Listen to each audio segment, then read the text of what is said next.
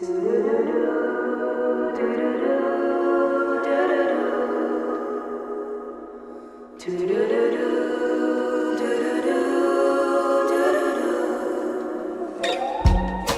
Jose.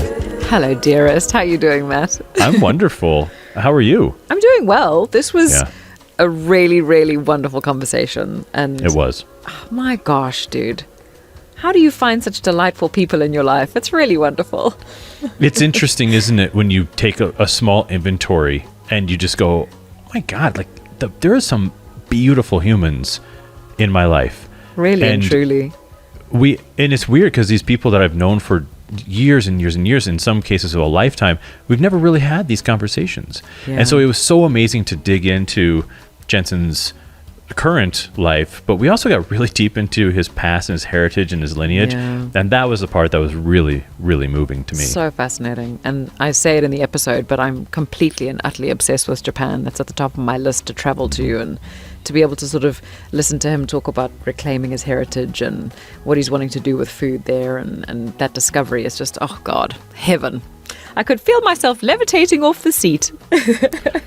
And like it's all the things I dream of. Yeah. Oh, man. And he's equally passionate about, making restaurants better, making people's lives better within the restaurants. He has a real obvious passion and love for the human, and in sort of a revolutionary sort of idea within how restaurants should be sort of like changed and also preserved in a way. Dare we call him the rebel with a cause? I think we can do that. This is the Rebel with a Cause episode? My Absolutely. gosh. Well, we hope you enjoy this conversation with Jensen Cummings.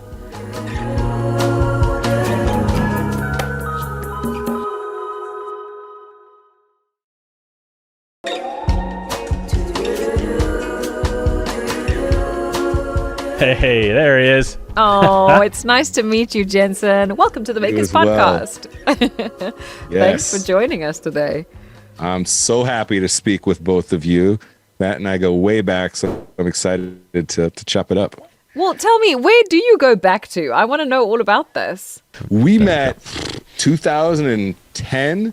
Matt had been like running 2010, I think, right? Something like that, yeah. Matt had been running, what was it called? Fruition.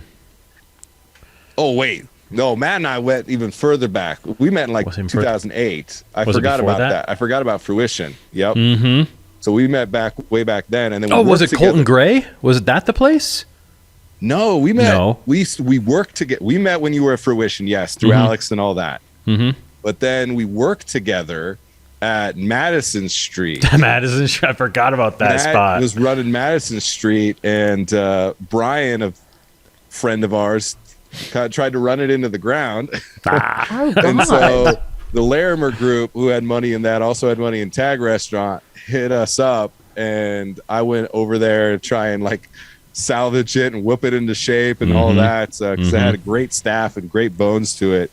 But it just Matt was struggling to keep it alive. Yeah, Brian was nowhere to be found. So it was a cool little neighborhood spot, like literally neighborhood. It I don't even know what ever happened to it, but it was like a liquor store and one other business around it, and then it was literally neighborhood and the big park right there.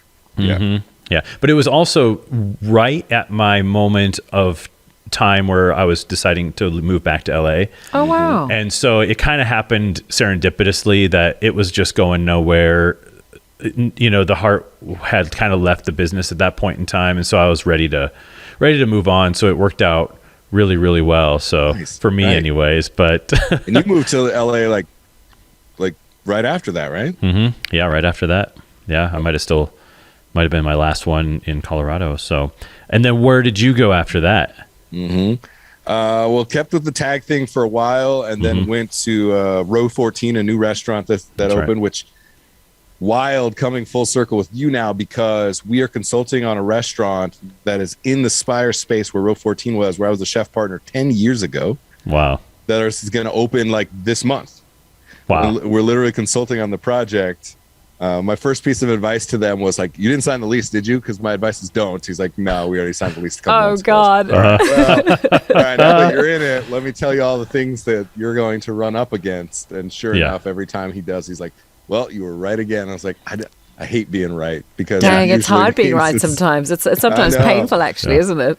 A lot of times it's my job to tell people what they don't want to hear, but need to hear. And so it means people get really upset with me and then really grateful later, or significantly even more upset with me. So wait, so when you say your job, I mean, you were obviously in the restaurant business working as a chef, and now are you full-time in this consulting position, or how is it working? Consulting for like 7 years, concept development. Then I do a lot of product development, working with like small startups and then CPG, all the way up to like Noosa yogurt and Dunkin' Donuts on like rolling out new products for China. Okay, what the hell do I know about that? Nothing. Let's figure it out. Let's go. So what do they know about PM snacking in China? Like, I don't even know what that means.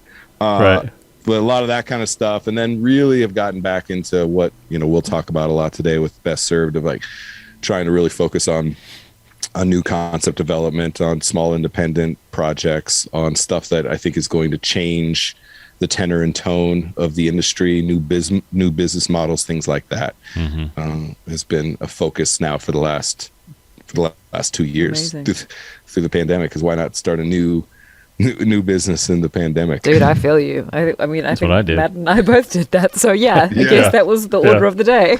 That was pretty much it. Like, so nuts. Figure it out. Like, this is it. This is real. Well, it was that moment of time. Like, what do you really want, right? It was that moment of like, oh, so when the world sort of fucks off and we don't know what to do, it's like, what do we really want? Like, I think that's why we all sort of got so specific. I mean, I don't know. That's my theory about it anyway. Yeah, and a lot of it, people just started coming to me very rapidly at that time because there weren't many people that were speaking about what was happening or speaking about what could happen or speaking about how we got to this point. Because most of the things that I speak on have been exacerbated and have attention because of the pandemic. But I've been talking about them for 5 years, 8 years, 10 years, some of them. And one of my strengths and struggles is that I'm such a futurist. Like, so many of the things that I imagine end up happening, I'm just not patient enough for them. And so timing is always an issue. And so the timing just, it caught up to me very quickly because everything fast forwarded 5 years in disruption. And so now I'm excited because I feel like I'm even behind a little bit, which is usually never the case. And that's like an exciting and terrifying place to be as a creator. As a maker. So I'm excited about the notion of that. That's right. That's amazing. It's interesting. We had some chefs on one of our early episodes, and they started their what's now essentially a regular pop-up, as a pop-up in their yard, like in their house, nice. Essentially during the pandemic. And that's how they got started. But what was cool is neither of them had any restaurant experience before that, in a commercial kitchen or anything like that. And we discussed a lot about how the broken things about the restaurant business really came to light at the pandemic. Did you see a lot of the things you'd been harping on for a long time suddenly kind of pop up during that time? Yeah, they're at the forefront. The two things that I talk about the most is being able to tell a story that goes beyond the plate. We've self-commoditized our food products and experiences. We've made them so transactional that now, when you can't transact in the way that you always have, you have no value to your end user. And we saw the how susceptible the industry was to that. That's a big one. And then the other is, like, you have to invest in your most valuable asset, your people. And we have been one of the worst industries at being able to do that. And now people are talking about labor shortage. I'm like, there's no labor shortage. There's a culture issue at mass scale that's playing out in this way. And I'm sorry, they can go flip on eBay and make more money than your shit job at a restaurant. Like, we have to create a different value prop. And it's a big part of what I've been speaking on for a long time, in part because I didn't understand that. Like, both of those things I didn't understand. Most of what I'm out there preaching and teaching and selling is all the things that I didn't understand. I was never taught. I was not able to wrap my head around because I was so chummed up in the machine. And now that the machine broke, everyone's like, well, wait a minute, what do we do now? And it's like, you have to do something different. We have not made exponential growth and change in the hospitality industry for 100 years. We make these incremental changes and think that we're innovating. We're not. And we're only innovating in the final like 5% of the interaction that we have when it comes to what a restaurant offers. But what I talk about a lot is like a restaurant, every restaurant, they only offer two things. One of them is sustenance, and that's it. And that's a very expensive and complicated way to survive as a human being who needs food as sustenance. Right. And if you're commoditized to the point where it only matters what food product you're giving people, you are telling them that the value of that is equivalent to the value of any other food that they consume to stay alive. And that is very vulnerable. And the second is a feeling and a memory. And a feeling and a memory is the place that I think restaurants have the massive opportunity, maybe more than any other businesses, to be able to elicit feelings and memories. And if that's your business, then you need to think about how you do that. And so many of the ways that we do that are intangible. And in an industry where we're so much graded on what you put on the plate, what you put in that glass, it's hard for us to wrap our minds around intangible. And that's a big struggle we're having to grapple with right now. Yeah. It's wild because it's one of the first things, actually, interestingly, when I sort of first moved to America, obviously I talk funny, so I'm not from this country. I'm from South Africa originally. But so Wait, when what? Yes, I'm from South Africa. Oh, I thought you were from LA too. No. I wish. No. I am an African. I am an More or less African now. immigrant. But so when I first moved to Los Angeles, I remember sort of I was obviously coming with a very inferior exchange rate. So I was coming and sort of going from a privileged life where I had wealth and enough money to sort of dine at fancy You're a restaurants. And then I broke-ass sort of Angelino when well, you get no, here. I came and I was sort of now going to these restaurants and I Welcome was to the like, club. what are these? Like they Yeah. weren't. It was that thing that you're talking about, just this idea of like sustenance, And I think the biggest thing that I noticed, the difference between my experiences I was having back in South Africa versus here, is just, and obviously I'm not talking about high level Michelin star restaurants, in LA. Of course, they're incredible, but that sort of middle of the road, just like grab a meal. It was always missing, like the lighting was always way too bright and like the music was always strange, and I was like, they're just dumping the silverware down, and I was like, what is this? Like I kept being like, why am I even eating out? Because this isn't why I choose to sort of go to restaurants, because I'm such an aesthetic sort of all in person. So I totally get what you're talking about when it's like that is the thing that people should be focusing on, obviously, and making good food. The space that you're talking about is the most fascinating. The space that you're talking about is where Matt and I worked.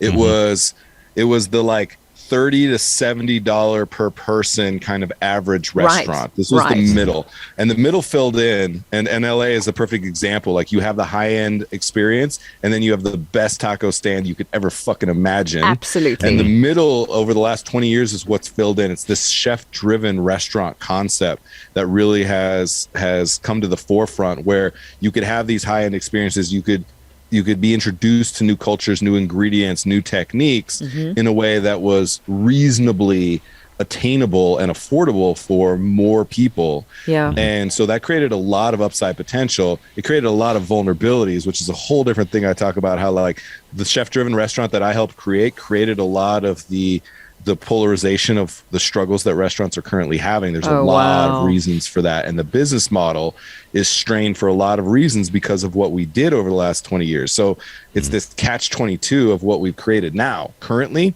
the biggest vacuum right now of restaurant closures is in that space as well. Because people either want experiential to the nth degree, or they just want the fucking tacos. Yeah. Right. And the chef driven 5,000 square foot restaurant is not viable from a real estate and financial standpoint, from an operational standpoint, and from a consumer expectation standpoint. Those are the restaurants that are most vulnerable right now. Is that $30 to $60, $70 per person are stuck in the middle. They're stuck in no man's land, so to speak. It's weird though, because it doesn't, I really don't think it takes, here's me, not with any experience in the restaurant industry, saying I really don't think it takes that much to change it. Experience in the restaurant industry. I've waited from time to time. I'm not a chef by any stretch, but but it's funny because I always think it doesn't take that much though to make something beautiful and aesthetically pleasing and like a delicious experience all round. It doesn't feel like it's that far of a stretch in a weird way. What's funny is all right, well, I'll go down this rabbit hole a little bit more with you. I don't know that this is where we want to go, but like the chef driven restaurant, one of the things that it did is we got more and more ego in the back of the house, that was then exposed to the consumer, and they wanted more of it. So what happened was our kitchens got bigger and bigger and bigger, and the budgets that we spent both on the kitchens and also just in the design and the motif of restaurants got so much more exorbitant because it had to be this extension of ego. Right. And the reality is the restaurants are a very unique business. We're actually in two different business models. We're in retail sales and manufacturing. And we're one of the few businesses where we put our manufacturing into $45 a square foot triple net real estate. Wow. And if 50% of your real estate does not generate any actual revenue, right? It's just the engine for that revenue to be created. It creates a huge strain on the business financially. And so that was a major issue that we ran into, right? Like Larimer Square, where, I made my bones, like, yeah, there's a shoe boutique, and it's expensive shoe boutique, real estate, but there's no shoe factories. Well, who the fuck would put a shoe factory there? Well, we do in restaurants. And it's a crude and oversimplified model, but it definitely played out a lot where the numbers just did not make sense for the way that we were running those businesses. And absolutely. And I was guilty of that. I spent more and more money, and the kitchens got bigger and bigger and bigger. I designed some of those places. And so that was a huge struggle that you see playing out now, where the 5,000 square foot restaurant, that was what Matt and I came up in, the 3,000 to 5,000 square foot restaurants. Those don't work anymore. You need to be like 10,000 and plus and be the whole entertainment center, or you need to be like 2,000 square foot and be able to actually have something that's manageable. And that was part of what happened, is like, it shouldn't be that hard. We made it way more complicated than it needed to be because we wanted to spend $2,000 on lighting fixtures reclaimed from the fucking Titanic, but they don't actually light the room very well, and they're not on dimmers. And the only thing that actually matters is sound, temperature, and lighting. But it didn't matter the design of those things. It matters the actual feel and execution of those. And we got it backwards. Good gosh. It's an interesting thing too, because the restaurant business was built in the US to sort of, in order to support the restaurant, it was agreed upon to pay the front of house, the servers and bartenders, the lowest wage possible, allow the consumer to tip them. Therefore, the money could potentially go to the infrastructure, the food, all that kind of stuff. And that model became so outdated over time. Restaurants hamstrung themselves to such a degree because it became this thing where, well, we don't have to pay front of house certain amount. We can live week to week and hopefully just throw a little bit money in our savings at a time. Well, the truth was that initially, March, April of 2020, what you saw was restaurants going out of business within 2 weeks, when initially we just thought we were going to stay at home for a couple of weeks, that sort of thing, because people didn't realize, on the outside, they didn't realize that restaurants were all 2 weeks away from closing, essentially, because there was no money to pay the salaried, the hourly employees.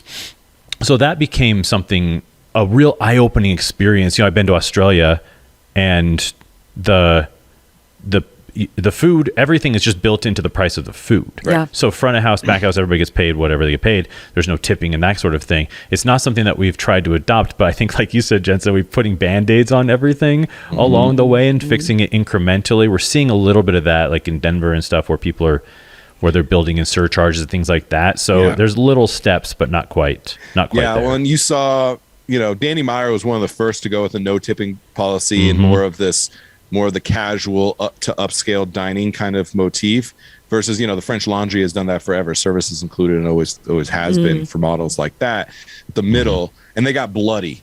Like there was revolts. The servers that were high earners were like, no, we're not doing that to carry the weight of those low earners. And we have a lot of ego behind that as a culture. Like, no, you're not going to tell me how much I'm tipping them. I control that. Well, it's a really poor business model. And it's even worse. It has roots in slavery, and the way that we then created jobs for freed slaves. We said, well, we're still not going to pay these people. So if you feel like giving them something extra, fine, go ahead. And so that is a model that we have to grapple with as well, of the roots of that. And so you see You see then, though, that people are like, look, Danny Meyer can't do it. Nobody can. This was, 3, 4, 5 years ago. I'm not going to time warp now, but it was a little bit of time ago when we recognized the need for that. And somebody who's, a leader of the industry like that can't do it. Then what chance do we have? Well, just because something doesn't work once or you get bloody the first time, like everything needs to be able to be changed in this industry, and that's one of the big ones. Now you see them going back to that. Now you see a lot of people going to service included or surcharges. I think in the long term, tipping just needs to go away. It's going to take a generation for that to happen, and I think the opportunity is here because of the pandemic. What you're going to see more now is whole house tip models, where everybody's paid the $15.87 an hour and the entire house is part of the tip model, which is something that I think and appreciate. And I know a lot of people have struggled with that. One of the people I talk to about that a lot is Caroline Glover of Annette here in Colorado, who's a James Beard finalist, talked about how it took a while for the people that have been just ingrained in this industry for so long to think differently about how it creates more upside potential and longevity for the business and for the individuals that work therein. But it took a long time for that to crystallize. And she's like, we gave up. We almost gave up on it several times because it was a struggle. And now it's like foundational to their business and the type of people that work within their business and the level of retention. When the average restaurant employee tenure is 56 days and restaurants have a 72% turnover rate, and now we're over 100% because of the pandemic. Oh gosh. It's about time that we think about some different ways to retain people and how we talk about that, how restaurants, I just had a TikTok video the other day that I did. I was like, you know what? I was like, Google and TripAdvisor and Yelp and all these people, they need to stop telling me about noise level and parking and dog friendly. Like, I'm fine with that information, but I want to know things like average pay and employee tenure and charitable contributions and spending on local products. Like, tell me some things that are differentiators, because everybody who does that currently is at a competitive disadvantage when they spend money on meaningful things, unless we can change the value proposition and have businesses that spend money on things that we care about, that we value as a local community or national community. And I want to know about them, because if I'm looking at two commoditized, self-commoditized transactional products of your burger, and that person over there has an amazing burger and they pay their people well and their employees have been there on an average of 2.5 years, I'm going to go spend my money with them. But we don't know that because we don't talk about that in this industry. We just talk about this cool new cheese that we put on our burger. Like, who fucking cares? We hope you love listening to the Makers podcast as much as we love making it. And if you would like to show your support and keep us going and keep us making magic and bringing these gorgeous creative conversations to you, perhaps you'd consider becoming a contributor to the Makers podcast. If you'd like to do so, visit anchor.fm/themakers/support to get started. And now, back to the show. If you're trying to create a life of meaning, which, I mean, obviously, I feel like we're all attracting each other in a sense energetically, because you're on this podcast. You obviously are one of us. You're one of Matt's people. So yeah, we're people that believe in meaning and in having a life that's beautiful and that fills all of our cups. And I think that's a huge part of it. Of course it is. You can't leave politics out.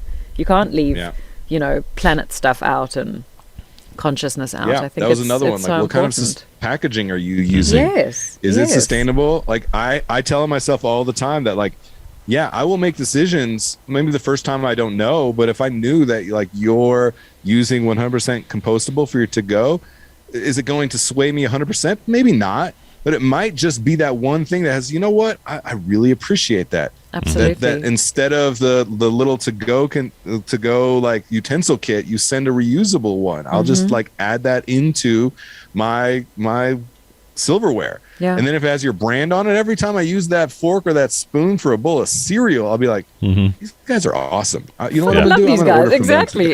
Yeah, right? And so there's huge opportunity in that.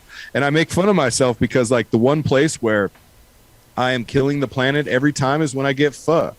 Like, the pho place that I love, they are the best. It's like, do we need 42 pieces of styrofoam for me to get my damn pho? But, like, I'm going to do it. And I'm going to tell people that I'm a hypocrite in those moments because I'm on a podcast talking about sustainable packaging. I was like, I have to tell you, that the pho is the place that I am the worst offender.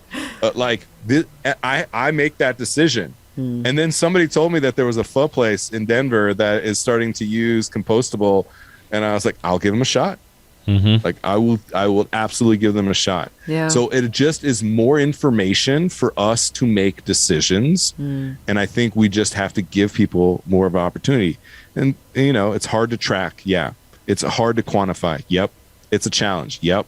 And but that's the thing, is so is everything though. So is everything. I mean, honest to gosh, like now my husband's on a mission, which I so appreciate because I just get the benefit of it, but to not use, you know, to sort of eliminate plastics and find products that are good for the home. And we came across Public Goods, and now we're just obsessed with it because it's got all the best stuff. And every time we order from them online, they plant a tree. I'm like, I fucking love the trees. I'm like, yes, this is amazing, you know, but like, it's so wonderful and it's so meaningful. It's weird. Every time I wash my hands, I'm like, oh, I love this company.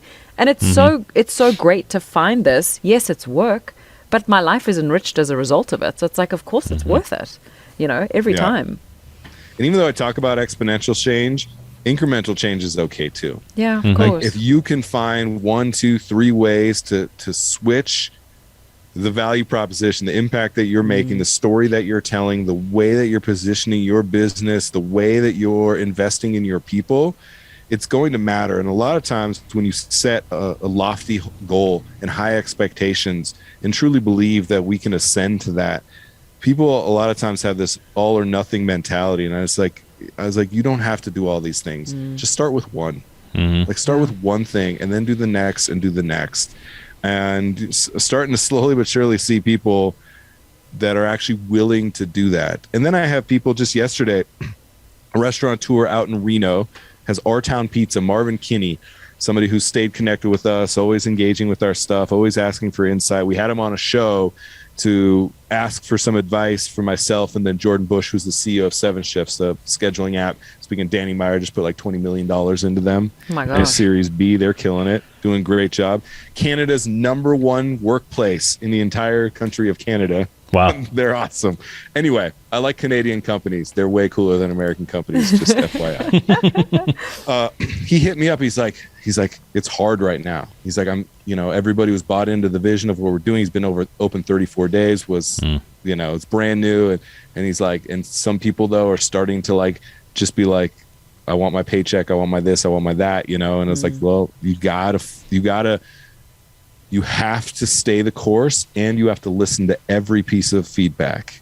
You have to be able to do both. I talk a lot about how people in our industry are either gunslingers or bean counters. Gunslingers just like, fuck it, I'm going to go in, I'm going to like trust my instincts. I've done this before. I'm just going to like make the plan on the fly all the time. I'm not going to like really think about it. I'm just going to go in and shoot everything till it's dead.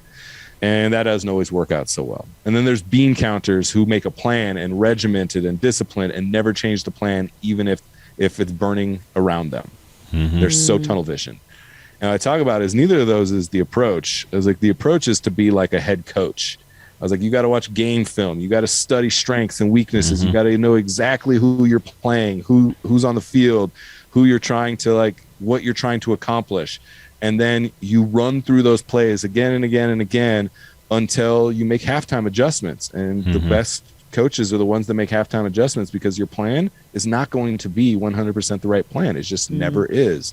And so we have to do both. We have to make a plan and we have to be willing and able to take in feedback and make those adjustments. And so where did you learn this? I mean, how did you discover this on your sort of road to your doing evolution? it wrong every single time. Yeah, that's a great way to learn it. But every single time. I'm always looking for the recipe. I'm always in search of the process. I want everything to be something that I can understand and organize and be able to teach others and repeat. So I have this very, very, my mom always says, you just stack boxes. You're always looking for the way that the pieces fit together. And so I'm always looking for the way that the pieces fit together. And so anytime I do something, I'm like, I would rather have a bad plan than no plan. Because I can always improve upon a bad plan. And so I make lots of bad plans. I'm wrong a lot more than I'm right. But I'm willing to be wrong and then learn and make adjustments. Usually not fast enough. And I've crashed and burned. I've lost lots of money, friends, lots of heartache, all those things. But it's like, that's, for me, has always been the way that I've learned. So like today, we're working on something that content literally starts coming out tomorrow called 18 things out of like 892 that you better fucking consider if you're opening a brick and mortar restaurant. The longest title ever. I love ridiculously over the top titles. It's either going to pull you in or you're going to be like, what is this? I just feel like I had to read a 5-minute article just to get through the headline. But that's what it's called. So these 18 things are like things that restaurant people need to be considering that we never consider in the process of opening a restaurant. And we do have an 892 line item countdown to launch process of like phases of what it takes to open a restaurant. It is ridiculously exhaustive. Wow. And one of the things that we usually do, I was talking about real estate, is we usually go, I have an idea. I want to open a restaurant. I'm going to go start looking for spaces. And looking for your space is like way down the list because you don't understand so many things about what type of business you're creating. And you're looking for real estate. Why? Because you think this neighborhood's cool, because you like the restaurant that used to be there. Like we don't understand the process. The 18 things all are elements that now are offerings of our business. And the reason that they're offerings of our business is because I fucked them all up, every single one of them. And they are all direct reflections of something that I did not understand, that nobody ever taught me, that I had to learn the really, really hard way. That some of them I'm just learning today and going, damn it, why? Like I get upset. I'm like, why didn't anybody teach me this? I spent 20 years. I spent money on culinary school. I spent how much of like, 70-hour work weeks and this and that to work for all the big name people and do all the things and all, like, how did this never even come up in conversation ever in the approach to creating a viable business? And then I'm like, who the hell created all these other industry standards that clearly don't work? And I was like, somebody just made that up. So let's start attacking those and figuring out how we can create something different. So I was like, these 18 things were born from the fact that I never did learn them. And like now I'm hoping somebody else will. Well, it's an interesting, you said gunslingers and bean counters, and typically the if you've got a gunslinger and a bean counter starting a restaurant, together, whether it's, as owners or as, partners, or whatever, you typically have the gunslinger is going to win out every time because he doesn't know what he doesn't know. And the bean counter can be like, yeah, but see, the last time we did this, it failed. It's like, it's going to be different this time, and so it's always that. There's always this feeling that it's going to be different this time. Well, ours won't do that, but that's just not the, talking about hotels is interesting. You're saying that restaurants are like two kind of different businesses. Sure. Well, hotel restaurant could be a third version of that because it's a totally different ball game. Yeah. Huge. And the amount of real estate investment there. Luckily, one of their businesses has incredible margins, and none of our businesses have incredible margins when you're purely in the restaurant game. Which is a big thing. Which is some of the businesses that I've been working on over the last years, because I've kept. First, it was just me, and now our team is. It's about 6 of us that are actively working on the business, and then at any given time we might have like 16 people that are working on contract stuff. Through amazing. a pandemic, I'm completely floored by that. But we can take on the projects that we want to take on. A lot of the things that have been interesting for me are kind of food and beverage plus.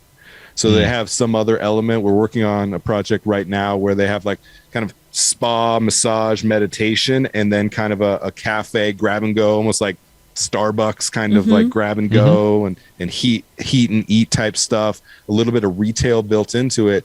And I'm fascinated by things like that. What we were calling like a whole health bodega.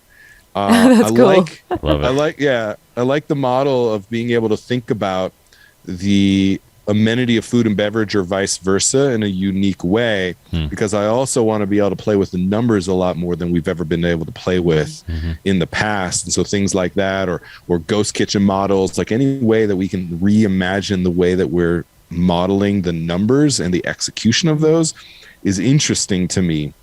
So you talk about hotel, knowing the hotel business. Betsy worked for Marriott for a lot of years. They don't make money on food and beverage, right? They make money on rooms, and food and beverage keeps those rooms full. And so I like the way that you can upline or downline offerings and services. So I'm interested in those types of models as well. Like, can we multi-purpose food, beverage, and hospitality? And so there's been several projects that have kind of fed into that a little bit, because I think there's a lot of white space there that hasn't been explored. It's Again, fascinating. because of the chef-driven restaurant. When you're talking, it's like, and listening to sort of what you're doing and how you're approaching things, it almost sounds like you're a bit of a disruptor. It sounds like you're a kind of a person that goes in and goes like, I don't know about this, and pokes holes at things and sort of shakes cages, which I love so much. And I think it's so important because we need people like you to... You're one of the few people that likes that about me. No, I think it's wonderful. I mean, I think we need them. I think we need people like you to sort of, to help us become better, really. And I think to change these structures that are so entrenched and so sort of well-treaded paths over the years, I think you are the kind of people that, you're the only hope, really. I mean, dare I say it, you are the one, the chosen one. Well, here's the interesting thing that I grapple with what you're talking about. Yeah. I have no right to tell anybody how to run their business. Not one second of that. This is your business. This is your choice. You have put yourself on this path. And I have the utmost respect for anybody who's willing to put themselves out there to that degree. And so that's something that I always have to check myself on.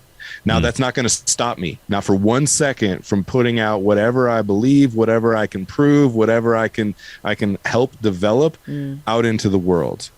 Most of what's different about me, at least I tell myself is different about me, from so many other people that are selling all these amazing solutions for creating a brand new blah, blah, blah, blah, blah, is that I am so willing to tell on myself and be vulnerable and tell people most of what I'm trying to create for you is not because I have all the answers. I just have more questions than other people do. And I've let go of the term expert, because an expert can only ever be an expert on something that has happened in the past. And I'm so focused on building the future that I use all my experience and expertise, that I pattern recognize across 20 plus years of this industry, that I go and seek out 400 shows of talking to experts down to dishwashers, who I think are some of the biggest experts in the restaurant space. Don't sleep on dishwashers. And that has allowed me the opportunity to compile strategies and information and approaches that are very unique and different, but they're not because I know more than anybody else. No, sure, right? Sure. And that's a hard thing for people in our space. It's interesting because you're just, what it sounds like, what I'm getting from this, I mean, I may be wrong, is that it's just you have a different perspective on things than most people do. Or perhaps you're prepared to look at things through different lens than the average person existing in the restaurant industry. I'm interested to know sort of, where does that come from? Like, was that something that you were being encouraged to develop as a kid, or have you always been a disruptor, a shaker of systems? Always. Oh my God, I love that. 100%. Always. It's in my DNA for a couple of reasons, and I'll tell you exactly why. What's unique about this is I had to get out of the restaurant to know more about what you need to do in a restaurant. I had to get away, and it saved my life. Like, literally the day that I decided that I was no longer going to do the 70-hour work weeks and just the self-debilitating process that I put myself through, my family through, the people that had to work with me. There's so many people that would be like, "You're my chef forever, best ever." And there are people like, "You're the biggest piece of shit, and you're why I got out of this industry." And both of them are true. And I try to spend as much and as little time as possible listening to them, because I just can't get caught up in that. Right. And so what's fascinating about that now is so much of my job is to try and coach myself 15 years ago. And I'm like, that guy's a fucking know-it-all asshole. But that's the burden I have to carry now. This has started way back. My family legacy, I'm the 5th consecutive generation of chef restaurateur in my family. Good gosh. We opened our first restaurant in 1900 in Little Falls, Minnesota, called La Fond House. Then that was great-great-grandparents, great-grandparents, and grandparents had restaurants and bars in San Francisco. My dad's 3 younger brothers all own restaurants across 3 different states. If you ever go up to Lake Arrowhead, San Bernardino Mountains. My uncle has a restaurant there in Blue Jay. He's been there in Big Bear for 15, 20 years. Oh, my goodness. What's his restaurant in Big Bear? What's it called? Oh, well, it was called the Mandolin Bistro. It was right at the edge of the village. That's no longer there. Now he's got a place called the Grill at Antlers Inn in Blue Jay. Oh, wow. Right next to Lake Arrowhead. So anyway, I'm always up there, so I will check it out. Thanks for the recommendation. Definitely check him out. Doing an awesome job. My brother is up there as well. My brother worked for me for a lot of years, and he's up there. He helps my uncle. He developed his sushi program. We taught him sushi at Tag Restaurant when we opened Tag. That's great. Rad. And so he's stuck with that. So it's in our DNA. And then one of the big catalysts I mentioned, I remember the day that I stopped wanting to do that, coming back to that, was the day that we found out we were going to have our first son. He was born in 2014. I literally came from an event. I was cooking at an event at what's her name? Oh no, I forgot her name. She's gonna be so mad at me. She owned Jonesy's. Her last name is Jones. What's her first name? Lynn? No. The Is it worst. I'm the worst. No. I'm sorry. I hope We'll she know put you're it in talking the about show that. notes. calls me and makes fun of me. So Jonesy's, they would throw these patio parties, and their chef Bo Simmons, and then another really, really great chef, Samir Mohammed, and I cooked this dinner party. It was awesome, super fun. We drank entirely too much. I drove home, and on my way down South Broadway, I got pulled over and had to do a road sobriety test. Probably shouldn't have passed. I passed. Ooh. I got to go home. I get home, and on the kitchen counter is the pregnancy test that we're going to have a kid. And it was like, I'm out of here. I can't do this shit anymore. Yep. Wow. Instantly. I love that. Instantly, everything changed for me. And I was like, shit. So in 2013, I was like, I have to do something completely different. And I was already kind of like, I had opened a restaurant and then got out because the partnership wasn't right. Even though I love those guys, like we just didn't have the shared vision. And so I was like at this like critical juncture anyway. I'm like, I got to do something different. And so that was a huge moment for me. And I reflect back on that, thinking about this family legacy I have. There's two sides of that. One, I never got told or asked, when are you going to get a real job?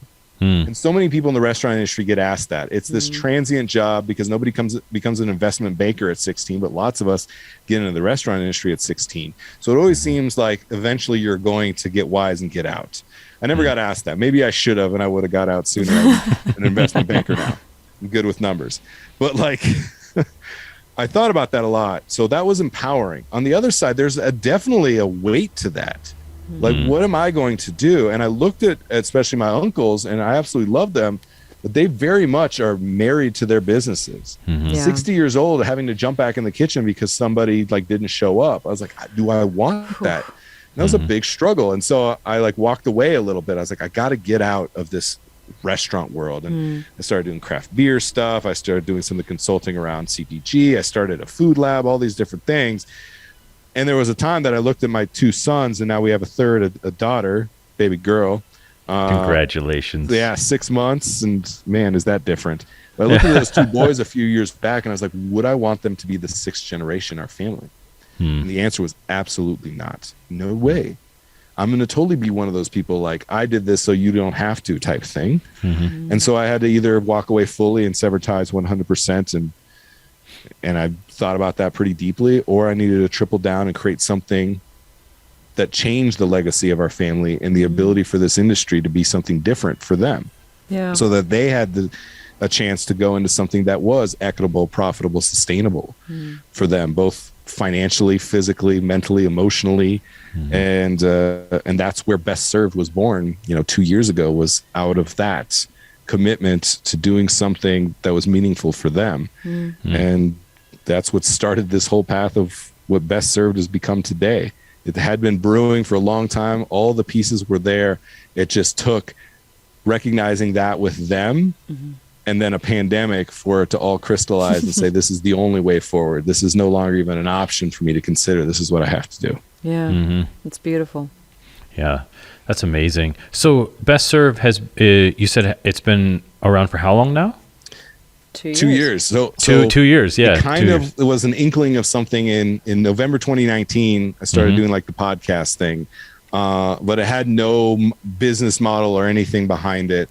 And then literally March 18th, 2020, when restaurants started shutting down, I went live on Facebook. I was like, I need to turn this into like media and marketing and messaging and a different kind of consulting in the long run. But for now, nobody wants to hear any of that shit. They just want to know what the hell's going on.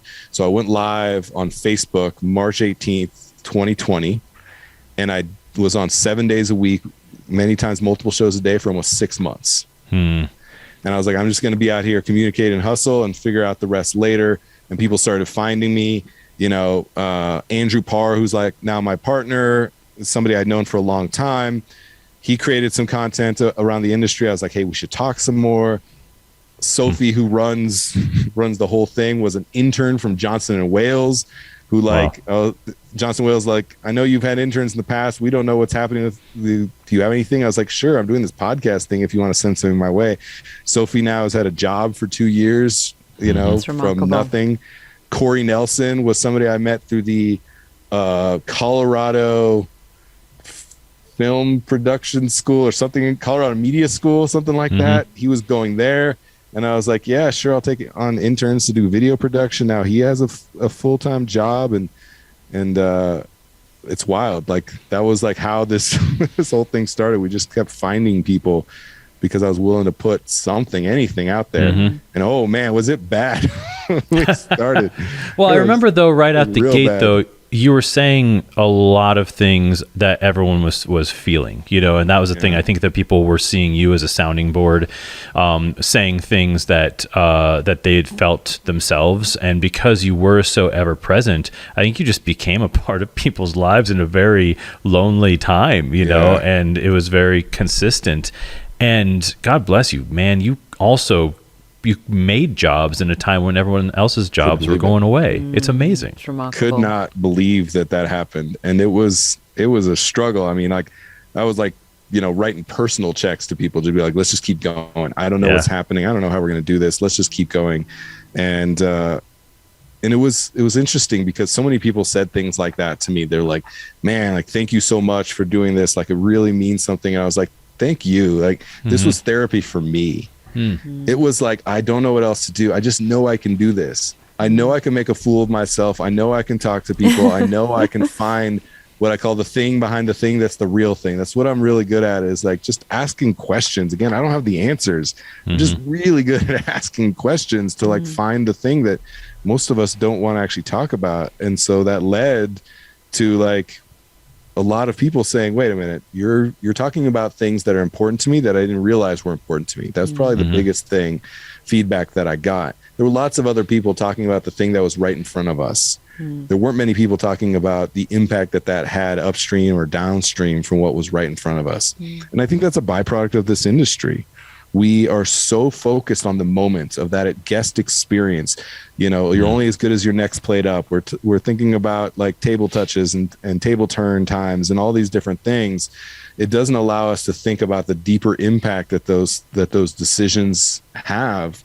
And so, we somehow believe that because we create memorable moments in hospitality for people, that through osmosis, that everybody who works in this industry has the same emotional response and reaction, and they're depleted. They're not invigorated by that by and large. And so being able to talk about that while still saying that food and beverage has true relevancy. When people were called, essential workers, we called them indispensable, because I was like, there's few industries that I think are more important in a time of struggle as what the hospitality industry is. So of course, I mean, I remember even valued. For us, the thing that got us through a lot of the pandemic, I mean, it sounds so bougie, but it was literally ordering takeaway food from our favorite restaurants and sort of like communing over that once a week, where we were like, oh my God, remember when we had a life, and this was the gift that the industry or those who were surviving it were giving us on a weekly basis. We found it so important to support the restaurateurs. I'm fascinated because you say you came up, obviously, all these generations of restaurateurs and people who've worked in the food business. And I'm interested to know if you sort of felt like it was just what you fell into, or whether there really was the sort of burning desire to be that chef and that person. No, so interestingly, I mentioned, how my dad's brothers were a part of the industry. I didn't grow up in the back of the restaurants because my specific family unit was outside of that world. So we'd visit it all the time. Like I knew about it. There were stories. There was all of that sitting on grandpa's knee type thing at the restaurant, or visiting my grandmother, taking me to my uncle's restaurants and getting to experience all that. But because my dad can barely boil an egg, Oh, even though his God. brothers and his sons are incredibly talented in this industry, I had a little bit of distance from it.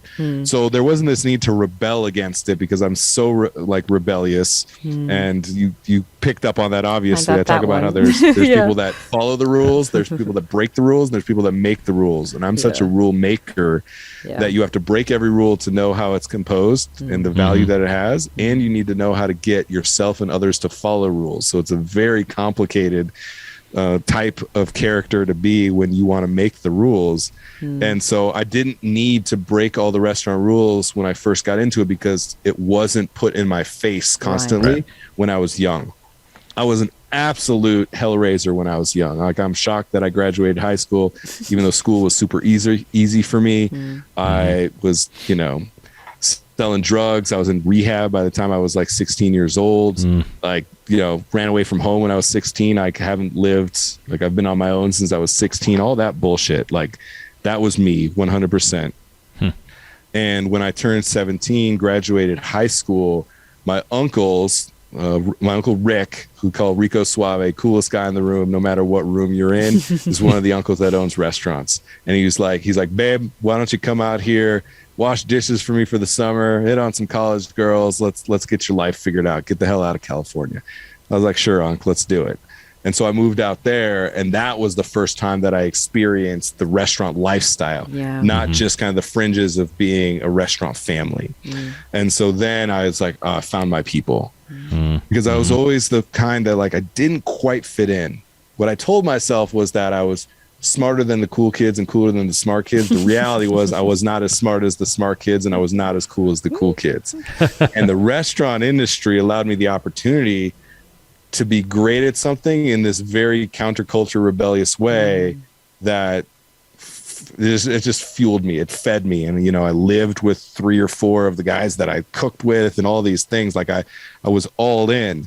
There was so much camaraderie in that. And it's one of the strengths that the industry had. Unfortunately, it was completely unchecked and unbalanced, which is why we all spun off our axis in a completely ridiculous way and never really grew up. And we see that the restaurant industry is going through an adolescence right now.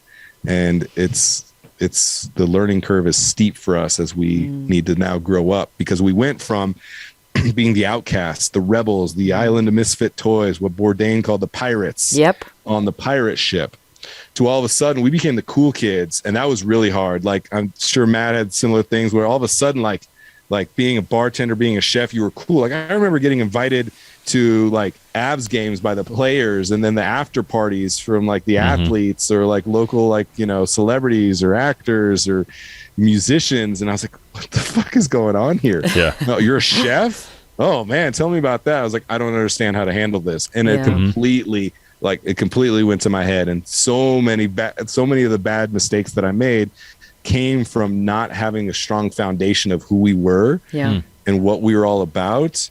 And I got caught up in that. And I think a lot of us in the industry as a whole got caught up in that. And the problem now, though, is we went from being the outcast to the cool kids to the establishment. And now we went into this industry because we didn't want the 9 to 5. We didn't want the suit and tie and the cubicle and all that. We wanted something different. And now kids these days, in big old air quotes, are saying, I don't want that established lifestyle of getting plates thrown at my head and getting overworked and undervalued and completely depleted. I don't want that life. And we're the establishment now. And now 22-year-old kids are calling us out on it, and we don't like it. So now we're saying kids these days aren't as dedicated. They're lazy. They're entitled. Fuck you. They're smarter than we were. And they can go, again, flip some shit on eBay, go garage sailing, and make twice as much as your stupid line cook job. So go fuck your $15 an hour. No. So that's what we're grappling with right now. It's so fascinating. So when did it turn for you where you discovered that A, you liked it, and B, you had some skill and talent in composing dishes and understanding flavors to lead you into being a chef? It was pretty early on. I could tell that I could excel at that. There was the speed at which you move in a kitchen, the way that you're able to like the synchronicity between hands and minds and voices in a kitchen, all of those things worked for me. I think back to the way that I was coached as like an athlete playing baseball and things like that. So like I gravitated towards some of those elements of the way that there was this like dance to it. So the restaurant lifestyle was really quick. And within a year, I went from like a dishwasher literally to like running the line. And so I recognized that. That's when I was like, hey, I'm going to go to culinary school. And the second I got into culinary school, I recognized that I had a really good palate and I understood like the composition of flavors, things like that. Even though I was outside the restaurant life in my family, we very much were a food family, and there's a lot to that. My Japanese heritage played a lot into that. My mom is like ridiculously good cook. There's still dishes I can't cook as well as her. So I just understood good flavors, and I realized really quickly when I went to culinary school, thinking that it might be unattainable, that I was just like a grunt cook. I recognized really quickly like I could dominate these kids. so I got really competitive about it, and then like really sunk in. But one of the moments I'll tell you where I really realized that I was going to be able to make something out of this industry was the culinary school that I went to at the Culinary Institute of Iowa, the Iowa Culinary Institute, whatever the hell it was called. They had an exchange program with a chef's guild in Saint Etienne, France, which is near Lyon, France. And every year, some of the chefs would come, like bring their families, and they'd be like guest instructors. Well, the year that I was there was like the 20th anniversary of that exchange. So like 16 chefs and their whole families came. We did a whole bunch of dinners. We went to Vegas with them. And there was a moment where I was like standing off to the side, supposed to like help the chefs. And I had been in there all day, and these chefs were doing these things, and I watched other students like helping the chefs. But what I recognized is even though the chefs didn't speak English, they were communicating very clearly as far as I could tell, because there was just this language of the way that you operate in a kitchen and the way that you treat ingredients that I understood. And I watched kind of TA type helper after helper after helper, like struggle to understand them because they were trying to listen to their words, not the intent of what they were trying to communicate. And I got up there, and multiple times I was ready with the thing before they asked for the thing. And in that moment, the chef looked to the dean of students who was there, and he said something in French that basically was like, "This kid's going to be all right." Yeah.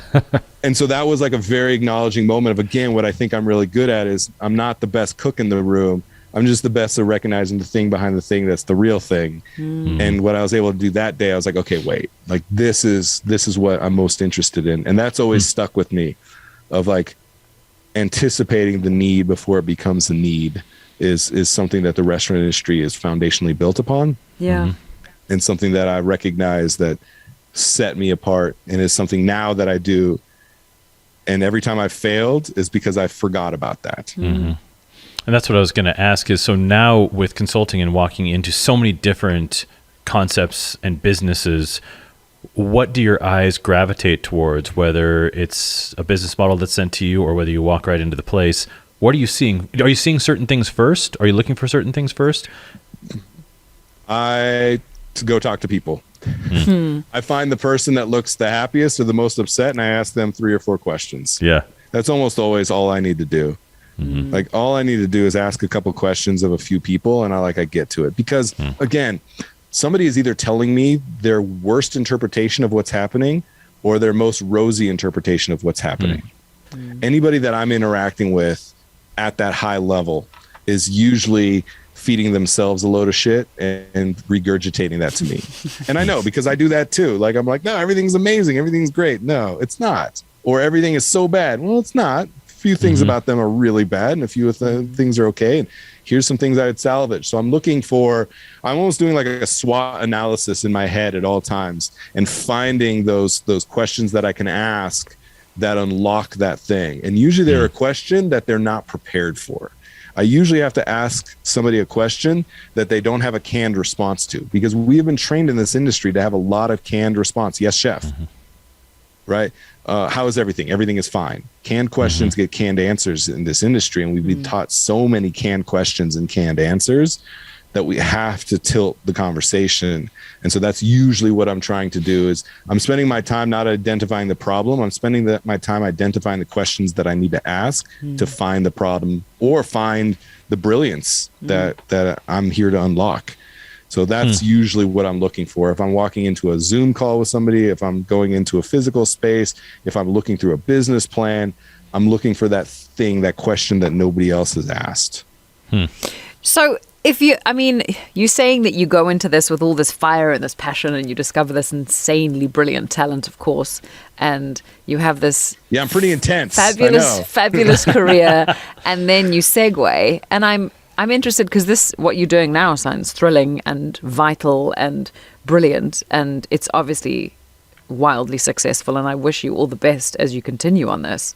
I'm interested I don't know about that. I made less money last year than I have in the 10 years previous because I was like, I'm going to build this thing. But it's going. Put it all it's being built. In, it's being built, and you're hiring people and paying people salaries. But I'm interested to know, what are you doing now for that deliciousness, for that sort of that old school passion in your life? Like, are your hands itchy to cook for like 24 people at once, or you must miss this, right? Oh, that's a question I get all the time. Do you miss the restaurant? My answer is no. Nope, I do not miss the restaurant. Oh, not the restaurant, but the cooking. The sort of what's fascinating is my wife, Betsy, used to get this question all the time. Your husband's a chef. He must cook the most amazing meals at home. And she's like, are you fucking kidding me? Nope. He microwaves food when he gets home and eats it cold standing up. Oh my God, no, Like Jensen. a guy eats food cold standing up over a trash can at work. Like, no.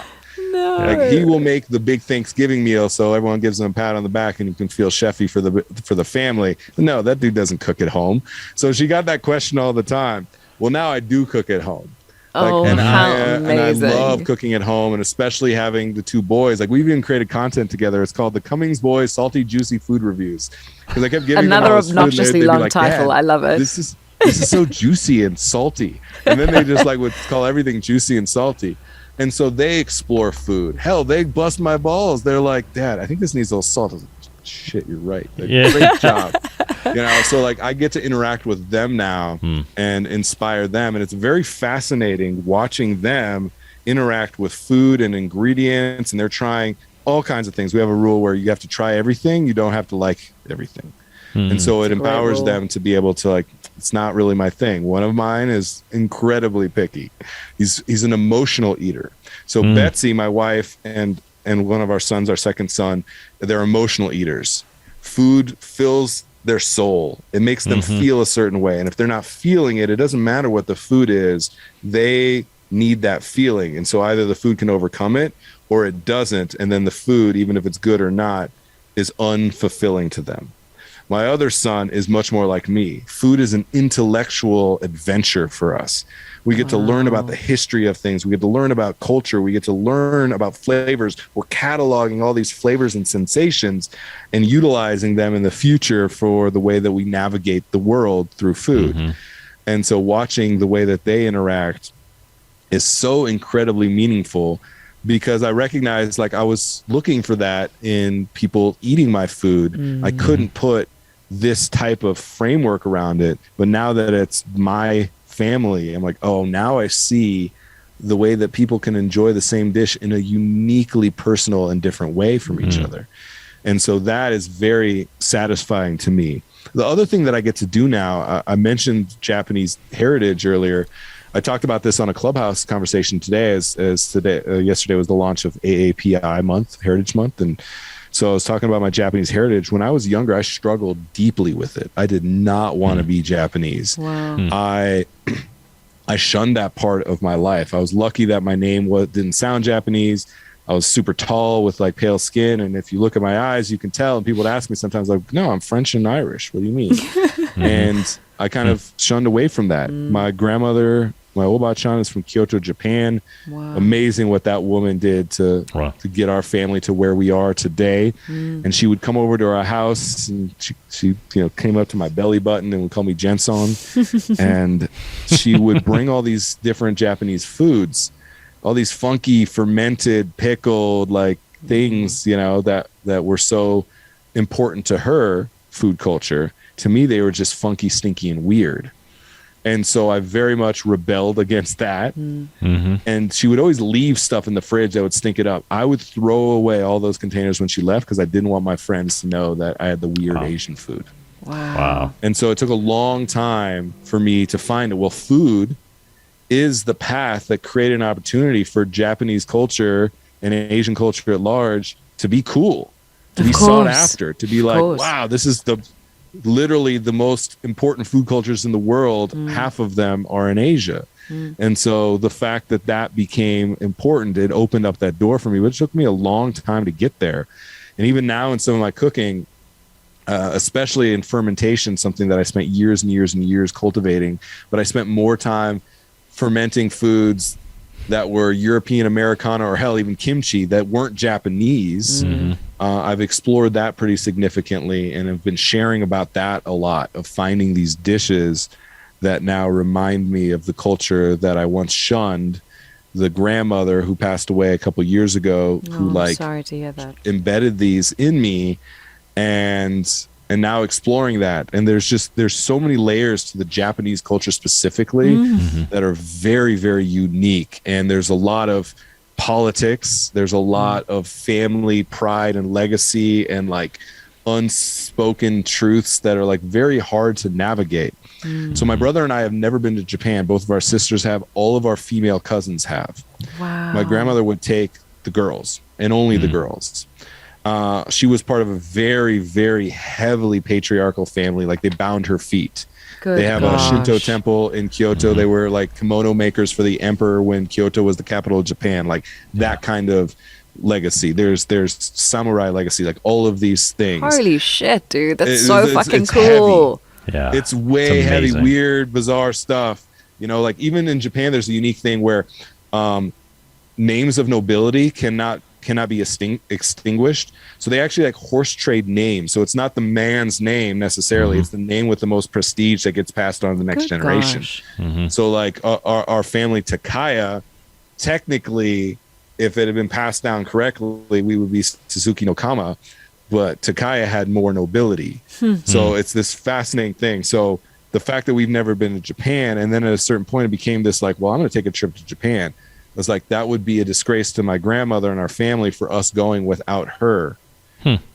But she never quite invited us to go. And even there were some times where she's like, my family's going to come. They're going to ask you 3 times to visit us. And 3 times you have to graciously decline. I was like, there's a whole thing where it's like, is that like the business card thing where you have to bow lower than the person when you present your business card in Japanese culture? It was that level of bizarreness in it. So, and then the pandemic, we still have her ashes. My sister and my mother were supposed to go. And even that, there was like a debate on which family plot they were allowed to have the ashes placed on. It's wild. So anyway. I hope you get to go at some point, though. My goodness. So this is content too. I put my intention out there in a big way, as we've talked about a lot through this. I just did an episode on the podcast. I've done a few personal episodes that weren't interview episodes recently. And we're going to pepper some more of those in. I did an episode talking about finding your culture, my personal journey. And in there, I set my big intent of like, I want to go to Japan and make a documentary of the entire process. So somebody who's listening to this is going to go find that person who's going to finance it, or film it, or produce it, or something. Because now I've said, I want to go there and I want to have this journey of exploration, you know, both personal and cultural for me. It's a beautiful, it's actually a reclamation more than an exploration, right? Like you're going there to go and like reclaim your lost parts, which I think is so powerful.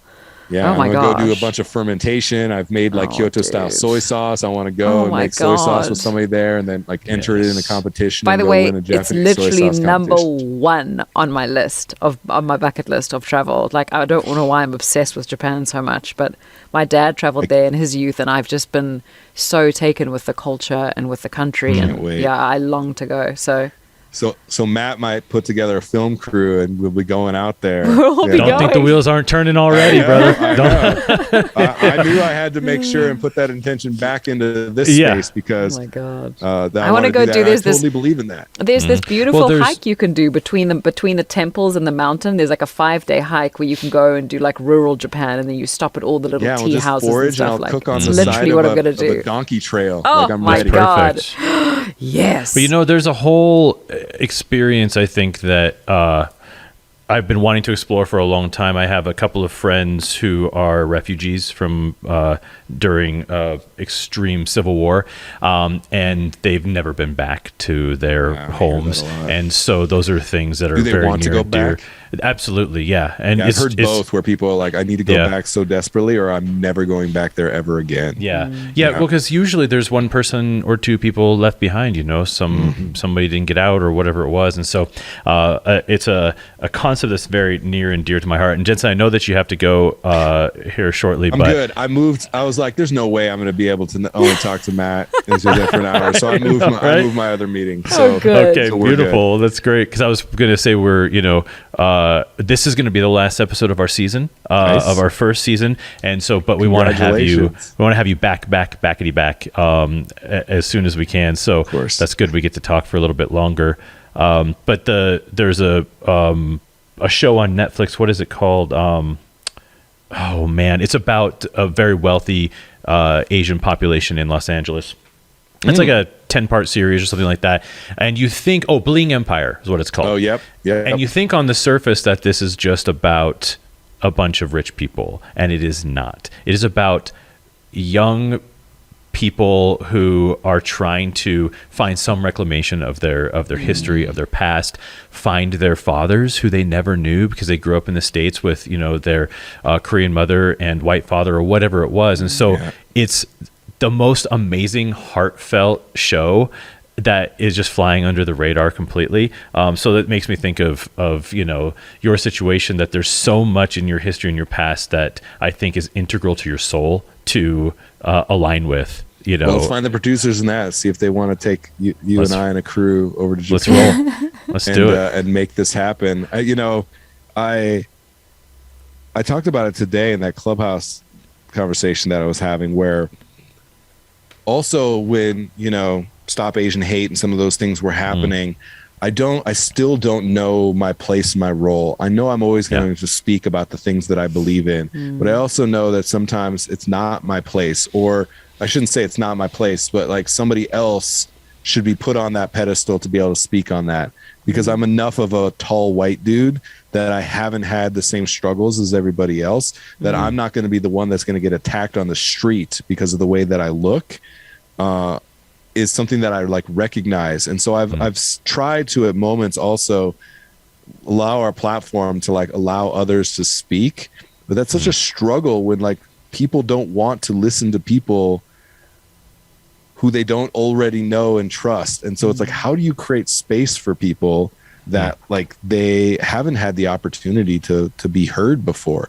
And on this show is really great, because one of the things I talk about is like how we've published dozens and dozens of articles and had people on our show that like have never been invited to be a part of anything ever, have been told like, you're just a cook, shut up, like all that kind of stuff. And I'm like, I think your story is super interesting. Like we should publish an article. Not only do we publish articles, we publish and pay people $86 to write articles about whatever the hell they want. It's remarkable. And like that's more than professional media gets paid to put out the next listicle of fucking top tacos in downtown LA. Like, wow, dude. And it's amazing. And so what was really great was Ajayla Abdullah, who is I love her. She says, I'm a queer black woman in Chicago working in the cheese industry. I'm like, wow, there's like you're a unicorn, because there cannot be a lot of Ajayla Abdullahs in the cheese industry.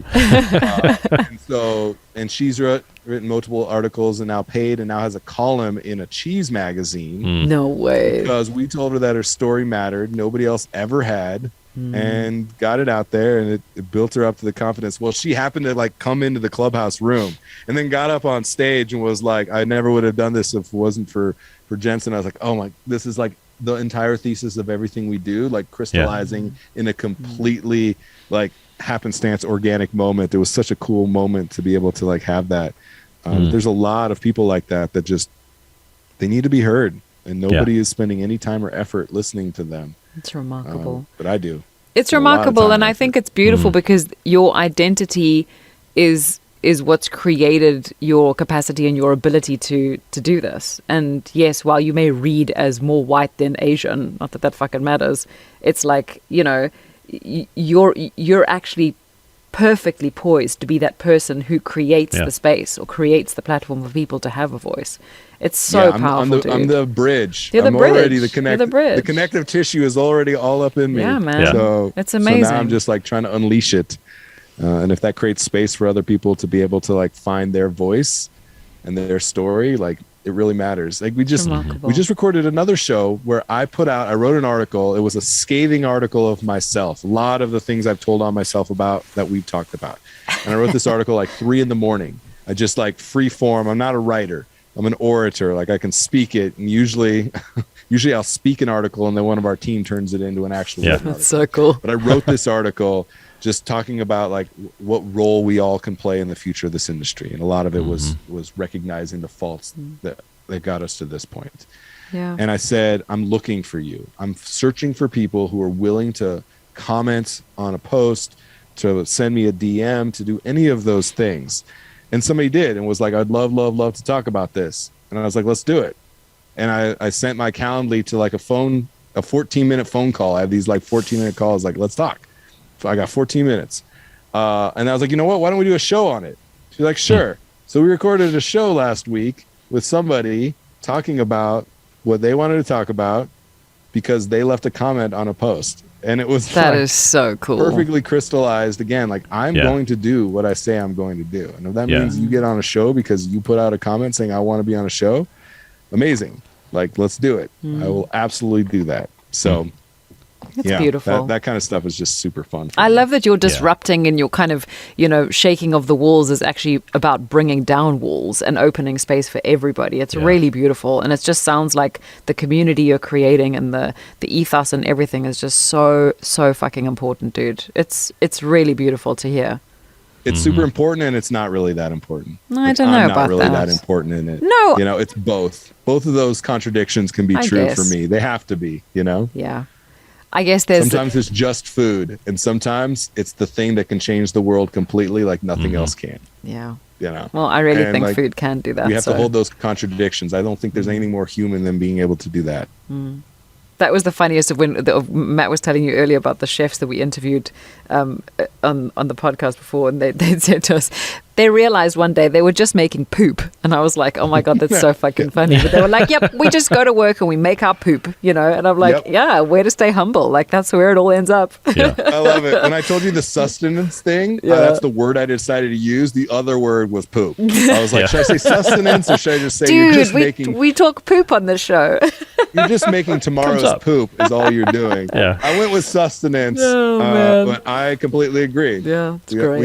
We only make 2 things in restaurants: poop and a feeling and a memory. So you better focus on that feeling and memory because poop is commoditized. Oh my god, everybody's got it. Yeah, it is. Unless you've got a really nice bathroom in your restaurant, then you're hitting on all cylinders at that point. Yeah, a lot of people are getting bidets during the pandemic.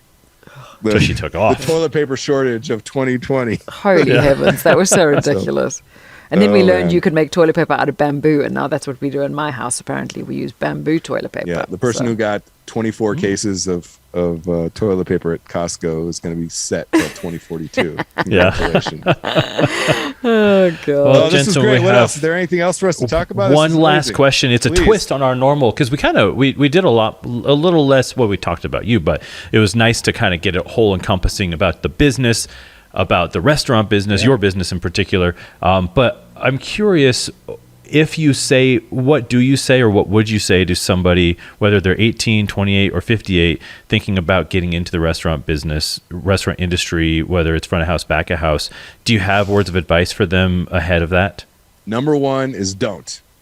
Number one piece of advice: don't go do something else. Oh man! Until we've created an industry that is deserving of your time, effort, your passion, your skill, and your ability. That would be the first thing that I would say. The second thing that I would say is value yourself. So like hold steadfast on what you need as a whole person to be a part of any industry. I think is really important. We call people bodies and hands a lot in this industry. We have commoditized ourselves down to the fact that we are not even a whole person. Wow. So I think that's something that people need to really look at. The next thing that I would say is like be really able to evaluate the job in its entirety. So like looking deeper than just the salary and the hours and the title. You have to look at what we call workplaces worth working. Look at the whole encompassing package, what it means for your work-life balance, what it means for your on-work responsibilities, how it's going to both empower you and challenge you in the ways that you want to be empowered and challenged. So I think looking deeper and being able to understand the job as a whole, I think is going to be important. Understand the why. Like, why do you want to work in this industry? Are you so moved to be able to play with food in this very exciting way? Are you so moved to be able to feed another person? Are you so excited to be able to be the catalyst for that memorable moment for people, for that feeling and emotion? Whatever that why is, you need to have that clear understanding of that, because it's going to be challenged.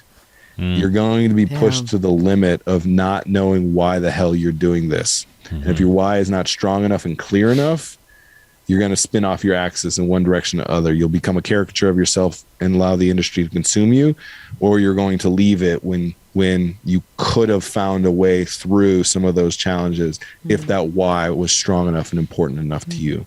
So those are a couple of the pieces of advice that I would give people. Dang, some of those are lessons for life. Us believe that kids these days aren't the problem. They're the only opportunity we have for success. And so I'm teaching a lot of old dogs new tricks. The bigger goal that I have is, again, my kids, but like right now I'm seeing a lot of 18, 17, 22-year-olds, 24-year-olds that are the ones that are actually going to create the change that I'm talking about. And so I'm looking for a lot of them, and most people aren't looking for them except to be like, hey, stop being lazy, get off your couch and come get a job. Like, congratulations, you really inspired the shit out of them. Good job. It's interesting though. I think that we can say that we inspired some old dogs to accept some new tricks as we were coming up, because we came up during the cocktail and beer revolution, craft beer, craft wine, even in a time where everybody was all about the established wineries, the very established cocktails. So we saw change. We saw real change. And like you said, now we became the establishment as older. And so there's another tide coming. That's for sure. Absolutely. And people need to start giving them some power. They need to start giving them some money. Like, let's invest it in these kids these days, both on the job, but also in business opportunities. So you'll see even more from us of like finding ways to incubate the future leaders of this industry, as I'm starting to establish the groundwork for how we actually change this industry and the needs that this industry has, the people and the business and the customers, and balancing that equation. One of the next big things is I want to start pipelining some real leaders into that, so that they have a true opportunity to be able to create something different, because they're not jaded by all the things that have come before, and they're not celebrating all the past successes that we have and blaming X, Y, and Z for the failures that are now being exposed. So that's going to be a big next phase, is a pipeline that eventually leads the opportunity for my sons and to go into that pipeline themselves. But there's going to be that intermediate generation that I'm really seeing, and they're smart. Damn, they are so smart, and creating businesses in such unique ways and approaching business in such unique ways that they're not coming to get your job because they've already built a brand creating content on TikTok. Like, Exactly. They're already doing it. The gatekeepers have changed. They don't need your chef name on their resume. They're making their family's lumpia recipe on TikTok and then selling direct to consumer through Instagram. Bye. It's wild. 100%. So I'm looking for them. I'm trying to find them right now. They don't want to listen to us old guys until we create some actual value for them. So Right. Well, that's what I'm working on. it's They'll find amazing. you. Believe it. Jensen, this is so great. It was so great to see you. I'm So so great to talk grateful. to you. It was This so is We're gonna do wonderful this to again meet you. because this was insane. Yes. So grateful. And tell me, where in LA are the two of you?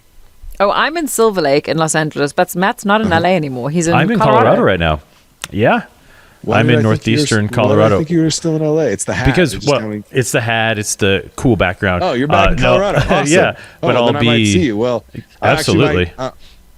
LA is the best food city in the country, and Oh my and I go to gosh. New York like twice a year. I go to Portland all the time, like all over. And I tell people this all the time. I was like, I love, my family's all in LA. I love going to LA, go to eat, and then I get the fuck out of LA. But like, LA is the best food city. People sleep on it. But like, I'm like, Yeah. there's literally Japantown and Little Tokyo because there was not Yep. enough room in one of those neighborhoods to encompass all the amazing food. But then Thai Town and Koreatown, like I was like, you can get gangster Armenian food there. Like there's so many cool, there's Turkish people there. Like I'm always fascinated by what can happen there. And then if you want literally the best tacos, I'd argue that LA has better tacos than a lot of the places that I've been across Mexico. Oh my gosh. Careful yeah. now. Oh man, ridiculous how good. Yeah, this place is And then I I amazing. had tell the people truck, the best man. tacos in Mexico are in Tijuana. They really get mad at me. Because I was like, I don't want to drive through Tijuana. I just want to I be was in like, Cabo. Oh god. Birria is like blowing up in Mexico City. Well, birria started in Tijuana. I remember going down to those places like 20 years ago. That's so And now cool. birria is like the hottest thing anywhere. And it's so funny. I was like, those are from Tijuana. You're welcome. I was like, birria so tacos rad. and Caesar salads. Tijuana people, Oh don't my sleep on god. it. And Caesar salads, good. yeah. Hell yeah. The first That's place it was right. created. My favorite salad. That's what's up. So Oh, yeah, dude. I love eating in LA. And get up to Arrowhead. Yes, and I message me will. when you do. I'll tell my uncle to say hi to you. Maybe my gosh, that'd be he'll let amazing. you interview him for the podcast. I'll He's peep. never I let can me. go and peep behind. Really? No, peep my through the uncles past. won't come on the show. Oh, None of them. well, maybe if they can dip their toe into ours first, and I'll be Right. like, oh, that wasn't so bad. Yeah, Like, there you Jensen's go. gonna We'll be make us very talk about Jensen's kind. stuff call. we don't want to talk about. We'll be very Yep. kind.